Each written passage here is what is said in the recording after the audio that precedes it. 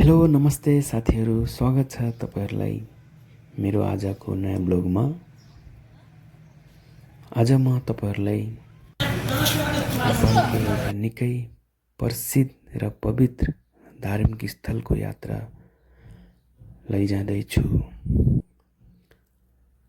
हो म आज नवलपुरको गैंडाकोटमा रहेको ऐतिहासिक मौला कालिका मन्दिर जाँदैछु। पहाडको टाकुरामा रहेको यो मन्दिर कसरी पुगिन्छ, यहाँको विशेषता के छन्, आजको यो भिडियोमा तपाईहरुलाई सबै कुरा देखाउने छु।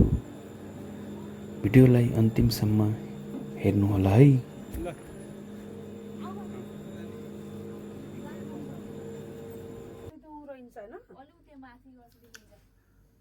पैदल मार्गबाट मन्दिरसम्म पुग्नको लागि करिब 2000 वटा ढुङ्गाका कलात्मक सिडीहरू बनाइएका छन्।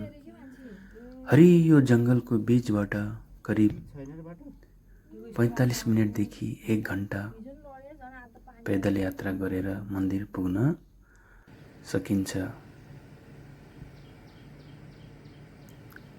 केवल कार भक्तजन र पर्यटकहरूको सुविधाको लागि मौला काली केवल कार सञ्चालनमा छ, जसले गर्दा अहिले सहज भएको छ।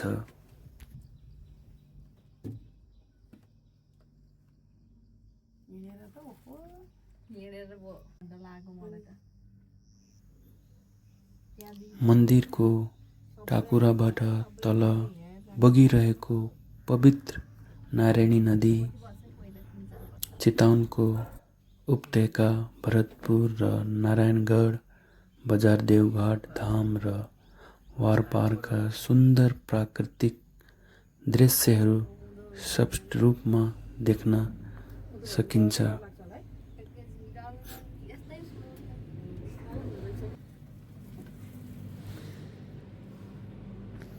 फाइनली फ्रेन्ड्स, हामीहरू आइपुग्यो मन्दिर र यहाँबाट हामीलाई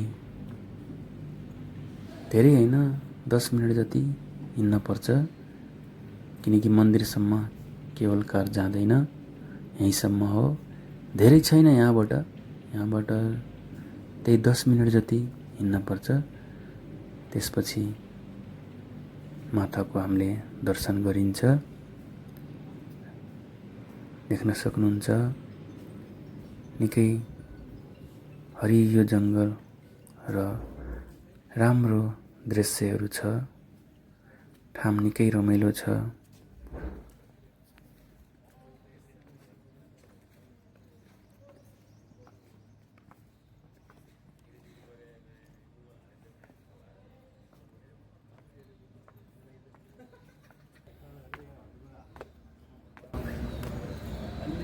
यहाँबाट बिहानको सूर्य उदय र साँझको सूर्यास्तको दृश्य निकै मनमोहक देखिन्छ साथीहरू।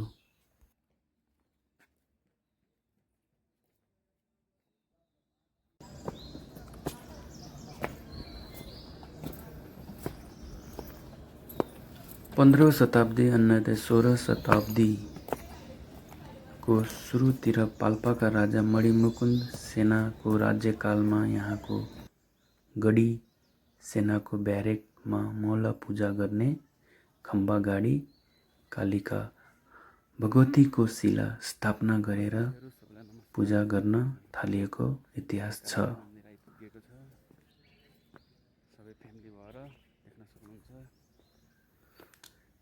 सैनिकहरूले मौला गाडी कालिका देवीको पूजा आराधना गरेकाले यस ठाउँको नाम मौला कालिका रहन गएको हो साथीहरू। र अब हामी केही क्षणपछि मन्दिर पुग्नेछौँ र अब हामी मन्दिरतिर लागिरहेका छौँ साथीहरू। देख्न सक्नुहुन्छ कति राम्रो छ, हरियो जंगल र यहाँ हजुरहरूले प्रसादहरू लिन सक्नुहुन्छ, देख्न सक्नुहुन्छ। यहाँ माता रानीको लागि हजुरहरूले प्रसाद लिएर जान सक्नुहुन्छ।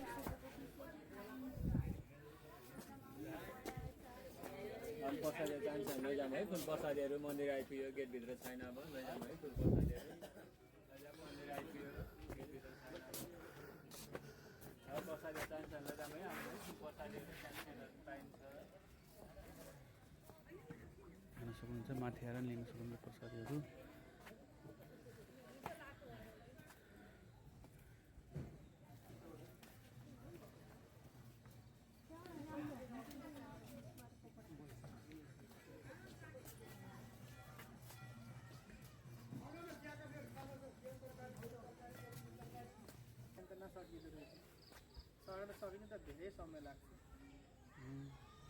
हेलो फ्रेन्ड्स, फाइनली हामी मन्दिर आइपुग्यो, देख्न सक्नुहुन्छ। र अब हामी मन्दिरतिर लाग्दैछौँ। हरियो जङ्गल, शान्त वातावरण र कति राम्रो दृश्यहरू छ, हेर्न सक्नुहुन्छ।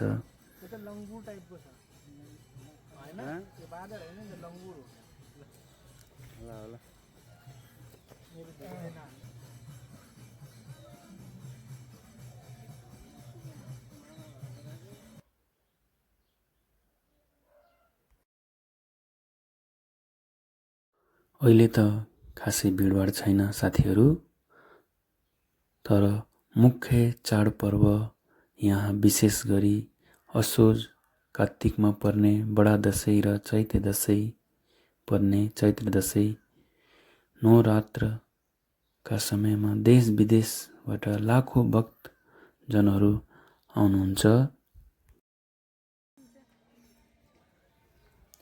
यहाँ कालिका भगवती दुर्गा पूजाको पूजा गरिन्छ, जसलाई शक्ति, ऊर्जा र नयाँ सुरुवातको प्रतीक मानिन्छ।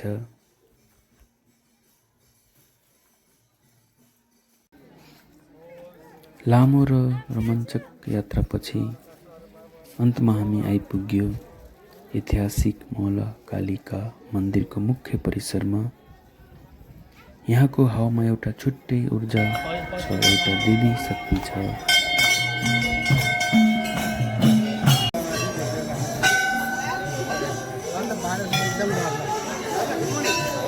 सोनाले भन्नुपर्छ नि, म भिडियो बनाउँछु नि, राम्रो आउँछ।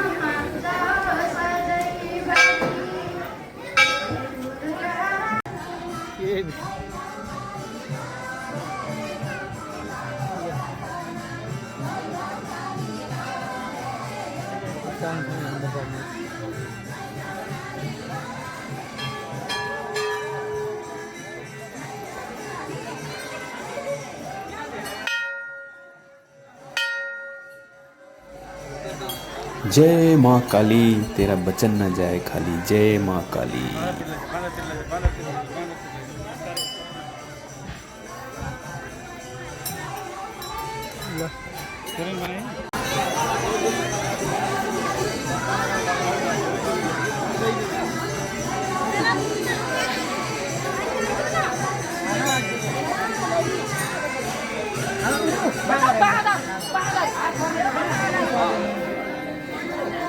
One mile, semua orang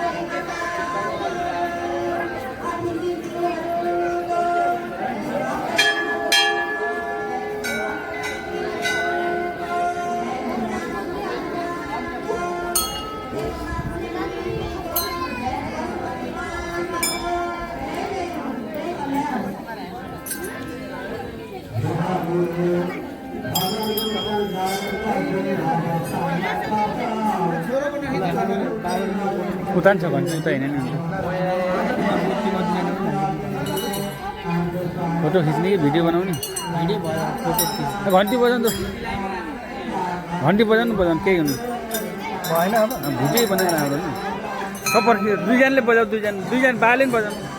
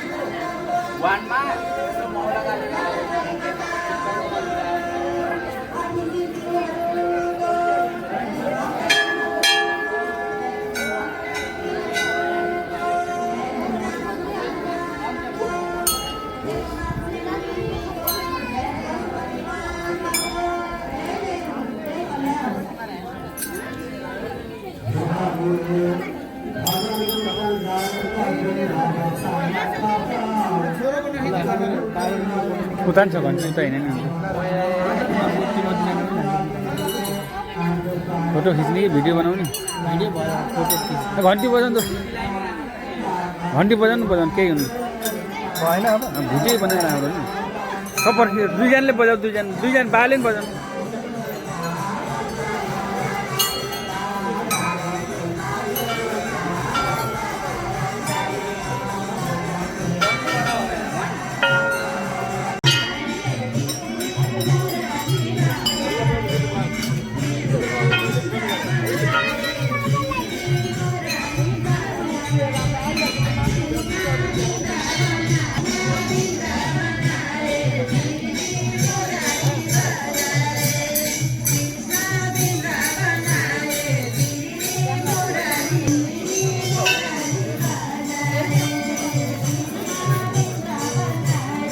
जाने बनाउने कि तलैबाट दिने बनाउने हो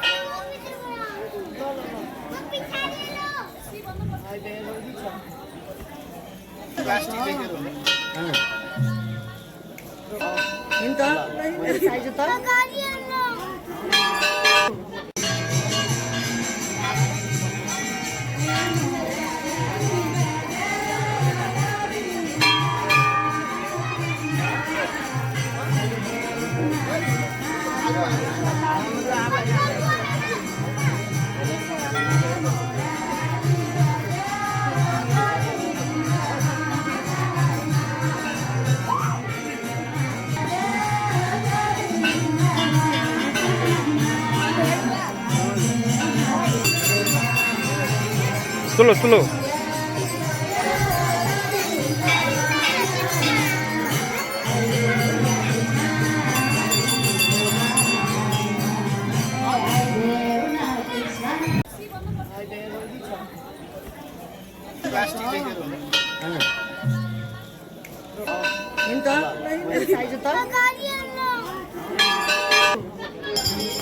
कहाँ त्यसो समातेर बस्छ न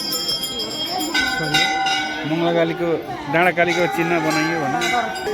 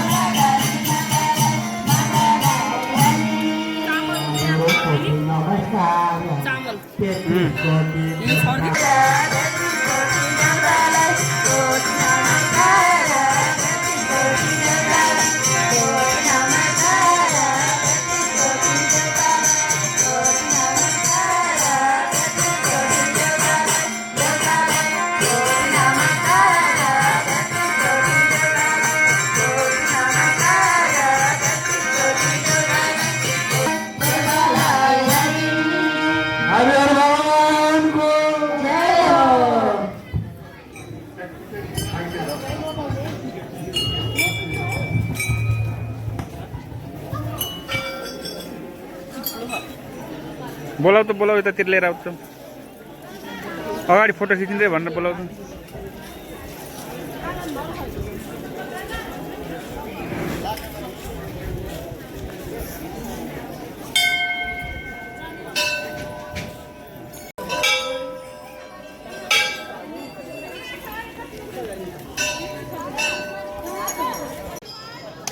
ल गाइस अब पूजा सुजा भ्याइएर लाग्यो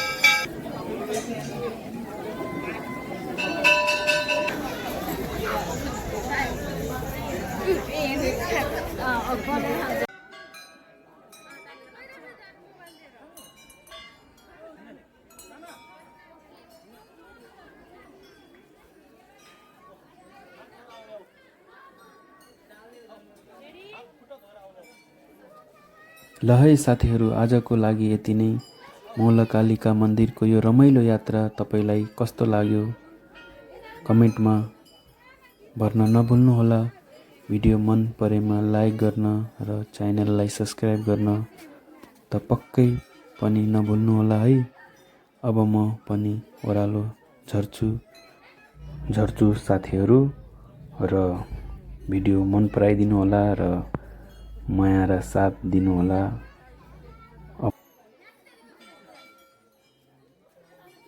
छिट्टै अर्को रमाइलो भिडियोमा भेटौँला तबसम्मको लागि नमस्कार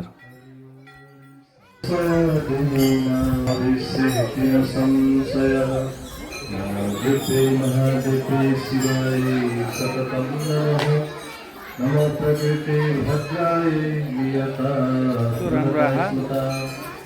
समाधान सदाहरू भक्तहरू ऐतिहासिक सर्वजनी भगवती मौलकालिका माताको पावन शान्ति देव दर्शन गर्नुहुने सम्पूर्ण भक्त सन्तहरू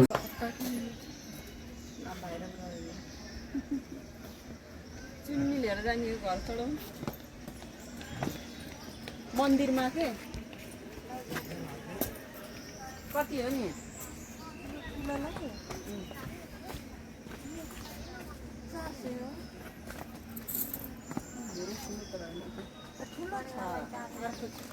लाने